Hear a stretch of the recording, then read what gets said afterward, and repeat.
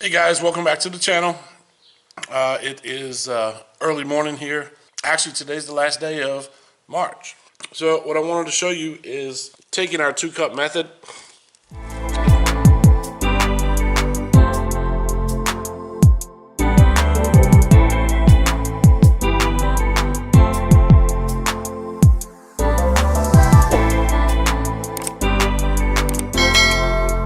and how easy it is just to water. As you see here, we have a whole array of tomatoes, eggplant, squash, cucumbers, all sorts of stuff. So what I've actually found easiest, because I'm in a garage here, is I just fill up a 1-liter bottle. It makes it real easy where I'm not having to transport these trays back and forth. So I just take the tray out, the bottom cup out, fill it up to that first line there. This is my bottom finger. And this is actually this is a Black Beauty eggplant. As you see, it sits up high because it's absorbing that water up into the roots. And I've done about 12 so far. And as you see, like here, this eggplant's only like 2 weeks old. Maybe, no, it might be 3. But look at all the leaf structure on it already, just after a couple weeks. And it is, yes, it's sitting in a controlled environment here in the garage. But temperatures are in the high 60s. I keep the temp, because it's not really temperature controlled, but I have an overhead unit that does add some warmth, and I can just set that at like 65, 68, somewhere around there. I know once these plants get much healthier and bigger, they're going to really want the summer temperatures, but for the purposes of germination, upper 60s, right around 70 is almost perfect for them. And here we have a yellow squash. Look at that. Now I'm just in a garage here, right? I'm not a farmer. I'm not going to the market to sell all these vegetables in the summertime. These are for our community garden as well as my personal garden. And you know, I can be a little heavy-handed when it comes to germination because I really do enjoy it. And then you also have to remember is when you germinate, there's no guarantee that all of them are going to come up. All right? So you do have to keep that in mind that, you know, if you plant one seed, you have a 50-50 shot. All right? It's either going to germinate or it's not. And these are actually some of our Better Boy tomatoes here. So keeping that in mind, I have friends and family that joke with me that say that I germinate too much. And I kind of beg to differ. It's really, because I germinate too much, it's actually more for me to give away. So I think they actually benefit by me being a little heavy-handed when it comes to germination.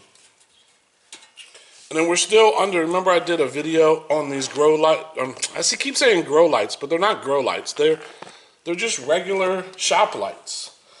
And they're LED, so they don't produce a lot of heat, which is good and bad.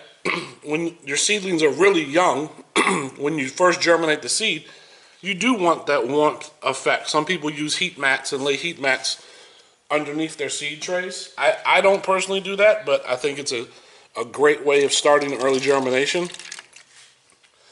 But back to these lights, to set up this entire tray here, I'm getting 18 plants in each one of these boxes. I have 3 boxes wide, right?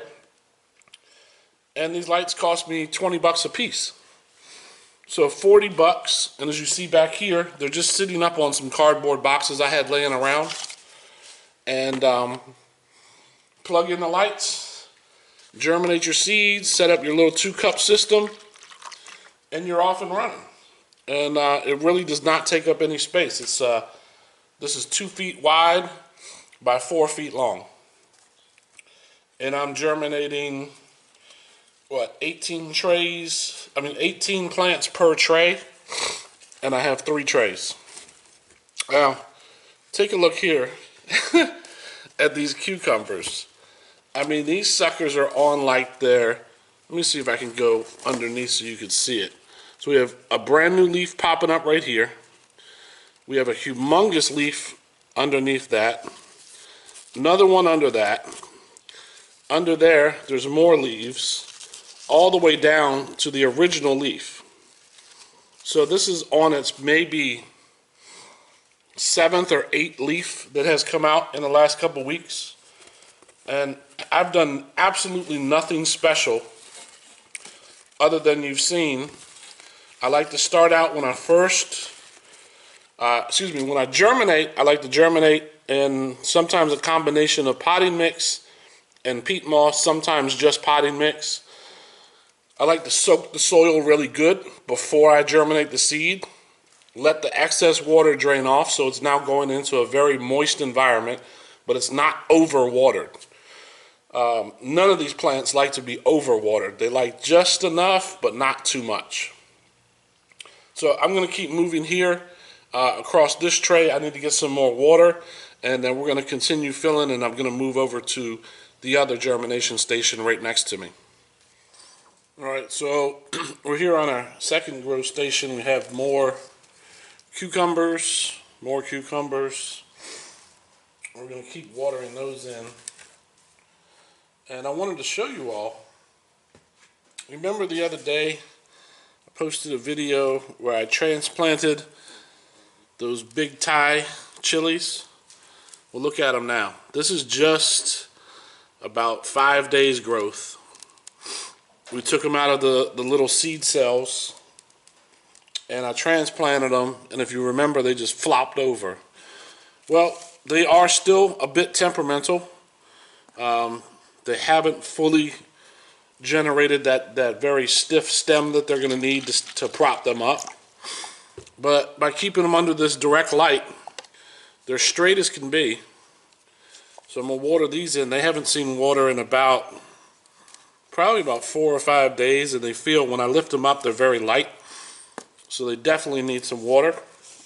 But you see, I mean, they're growing beautifully. Even though some people will say, oh, you can't transplant peppers like that because you're going to damage the root system. Well, I'm not saying they're wrong, but I'm saying if you're careful and you're gentle with them and then take care of them, they're going to stand right up just like they should, right? I'm doing this from experience. I'm not a farmer. I am not a market gardener. I'm doing this, again, for our community garden based on my past experiences in growing in my own urban environment. And I do what works for me. I think gardening is a continuing education because you just don't know what Mother Nature has in store. You know, all you can do is follow the rules that you followed and continue to get better. We have some beautiful squash right here.